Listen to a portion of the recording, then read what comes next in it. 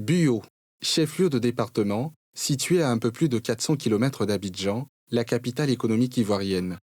Ici, les populations vivent essentiellement de la pêche. C'est le cas de Martine Kobé, la cinquantaine révolue, marieuse depuis plus de 40 ans, qui n'a que cette activité pour s'occuper de son mari malade et de ses 5 enfants.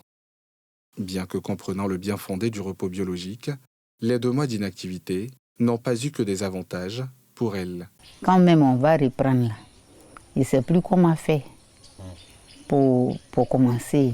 Parce qu'on a arrêté là, un peu que j'avais sur ma main, j'ai mis les enfants, j'ai scolarisé les enfants.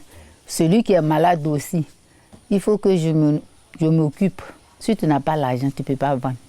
Marie-Louise Nieto, présidente des Marieuses de Buyo et environ, se prépare avec ses camarades du métier à reprendre leurs activités.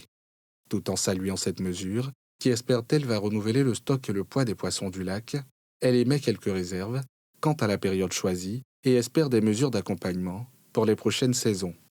Fermer l'eau là, ça nous plaît.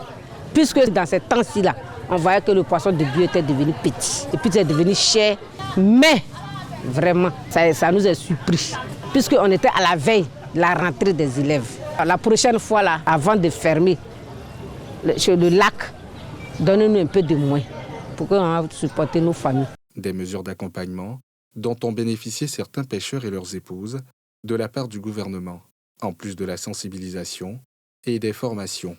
12 mois avant, nous avons fait des économies. En deuxième position, nos femmes ont bénéficié d'un projet de l'élevage de poulets. Ça aussi, ça nous a aidés.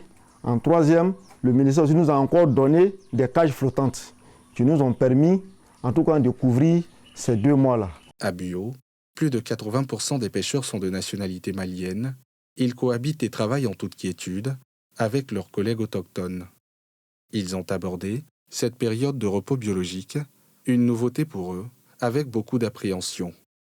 Au final, ils s'en sont relativement bien sortis en mettant à profit ces 2 mois sans pêcher. On se donne des coups de main.